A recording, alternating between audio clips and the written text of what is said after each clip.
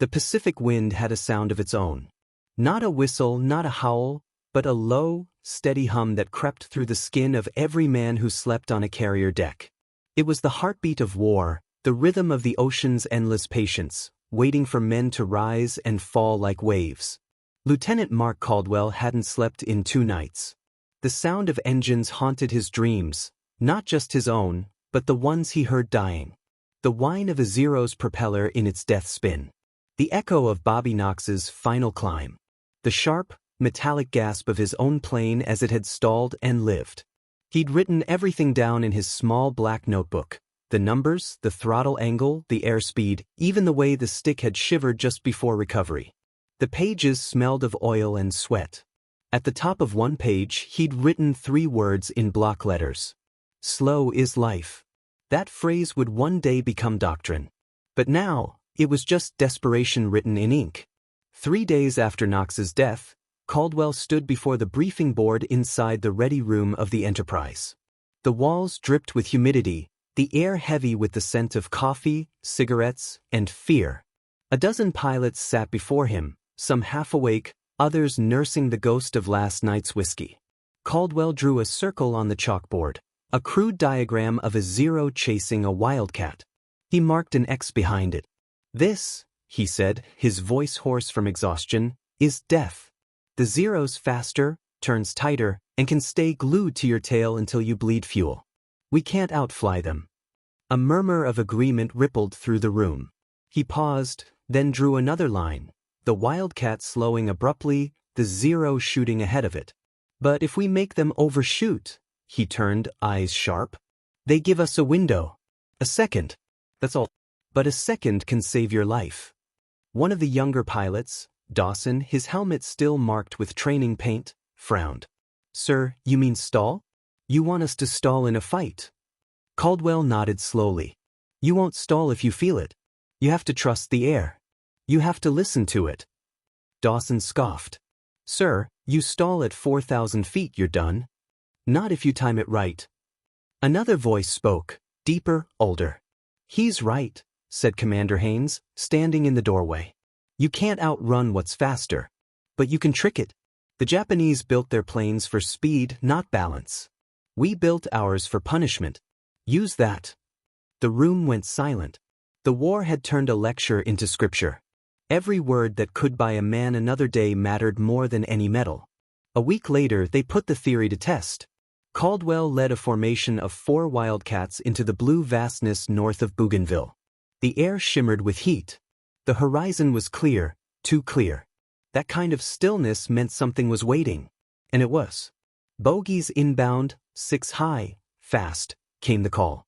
The sky burst alive, 6 Zeros diving like hawks. The sunlight hit their wings and turned them to mirrors. Caldwell felt that familiar drop in his stomach, the quiet resignation before chaos. Stay tight, he said. Remember the drop. The first Zero came screaming past, cannons thudding. Caldwell rolled left, bullets shredding the air where he'd been seconds before. The others broke formation, wild shapes twisting through the sky.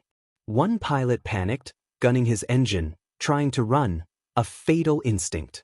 The Zero latched onto him instantly, turning inside his arc and slicing his tail clean off. The wildcat exploded midair, scattering metal like rain. Caldwell gritted his teeth. He dove, the ocean racing up at him. Behind, 2 Zeros locked on, firing in rhythm. His cockpit filled with noise and heat. His altitude fell, 6,000 feet, 5,000, 4,000. At 3,000, he whispered to himself. Slow is life. He throttled back. The wildcat lurched, nose dipping. The Zero behind him, expecting a full-speed dive, overshot so violently it almost clipped his wingtip. Caldwell kicked the rudder, rolled, and came up under the enemy's tail. He fired. Tracer rounds tore through the Zero's belly. The plane caught fire instantly, its canopy bursting open like a match head. Caldwell banked away, feeling the concussion behind him. The second Zero corrected too late, its pilot jerking up to avoid the wreck. Caldwell pitched the nose up, throttle half, and the slower climb confused the pursuer. The wildcat became unpredictable, a stuttering, coughing beast that defied pursuit. Caldwell's guns sang again. When the fight ended, 2 Zeros burned on the ocean's surface. The others retreated eastward, limping home. For the first time in months, none of Caldwell's wingmen were dead. That night, the carrier was alive with noise, laughter, relief, disbelief. The men told the story again and again, each version a little more dramatic than the last. Caldwell stalled the damn plane on purpose. He made him fly right past him.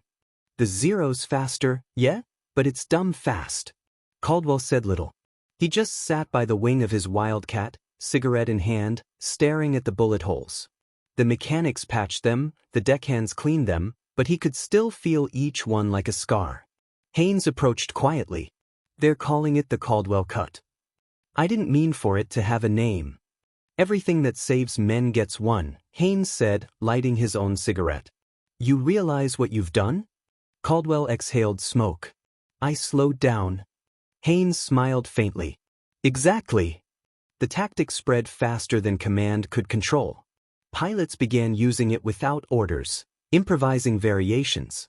Some would throttle down mid-climb, others during a dive, some even flicked their engines off completely for half a heartbeat before reigniting.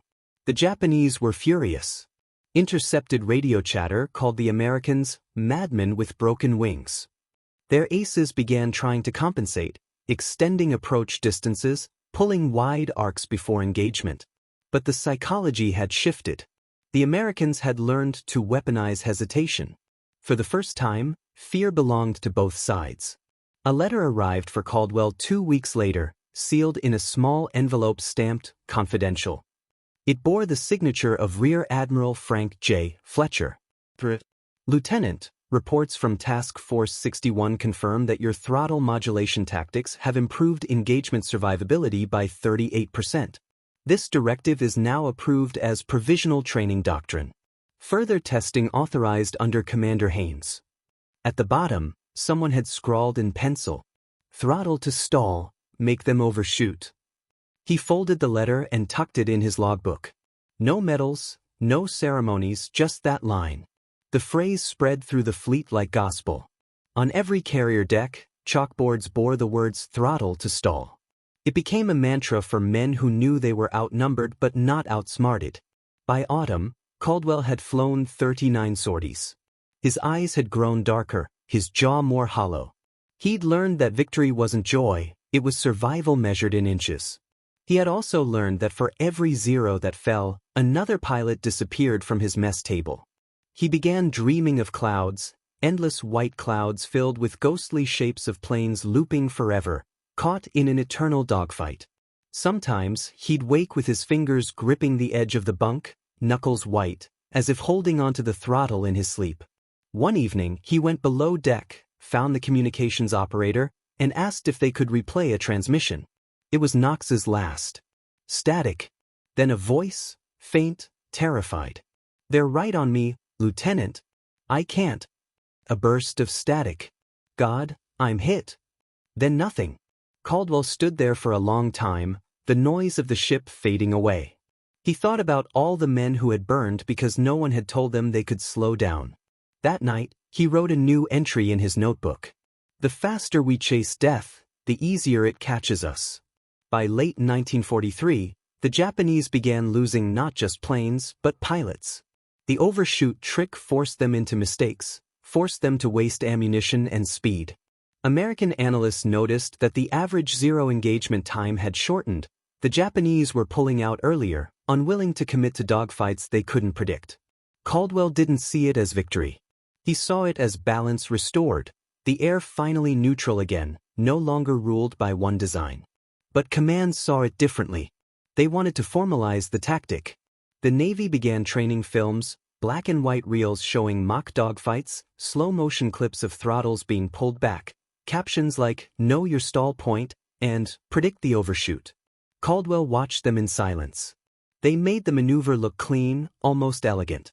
He knew the truth, it wasn't elegant. It was terror disguised as genius. One morning, a new pilot named O'Donnell joined the squadron. Young, broad-shouldered, and cocky, he'd just arrived from flight school in Florida. He cornered Caldwell in the hangar bay. You're the one who started that throttle trick, right? Caldwell nodded. O'Donnell grinned. Hell, I've been trying it in Sims. Feels crazy. You really just let it fall? Caldwell studied him. It's not about letting it fall. It's about knowing when to catch it. You'll know. O'Donnell laughed. Guess I'll find out. 3 days later, O'Donnell stalled too early during a live engagement. His plane never recovered. Caldwell was the one who saw it spin down, tumbling like a broken toy. He didn't say a word to anyone for 2 days. He realized then, every tactic, every innovation, carried a price. For every life it saved, it demanded another to prove it. By Christmas 1943, Caldwell's squadron had a record no one could believe: 47 victories, 9 losses. The throttle doctrine, as it was now called, had reshaped the Pacific Air War. But Caldwell was tired. He'd stopped sleeping altogether. Sometimes he'd stand on the deck and stare at the dark horizon, wondering if Knox and O'Donnell were out there somewhere, flying still in the endless night. Commander Haynes found him one evening, leaning against the rail, cigarette in hand. "You did good, Mark," he said softly. Caldwell didn't answer. "You gave them a chance." "I gave them another way to die," Caldwell murmured. "Don't twist it that way. I told them to slow down in a world built on speed." Haynes exhaled, the wind carrying his smoke away. "Maybe that's what bravery really is, doing the wrong thing at the right time." Caldwell smiled faintly, eyes still on the sea. "Or maybe it's just slowing down enough to notice we're alive." The carrier lights flickered in the distance, faint halos in the mist. The ocean whispered below. Somewhere out there, another squadron was learning to breathe in the middle of chaos, to cut throttle, to stall, to survive. Caldwell closed his notebook for the last time that night and tucked it under his flight jacket. On the cover, the ink had smudged with salt and oil, but the title remained: Slow is Life. And though he didn't know it yet, those 3 words would echo through every cockpit that ever fought for breath in a sky full of fire.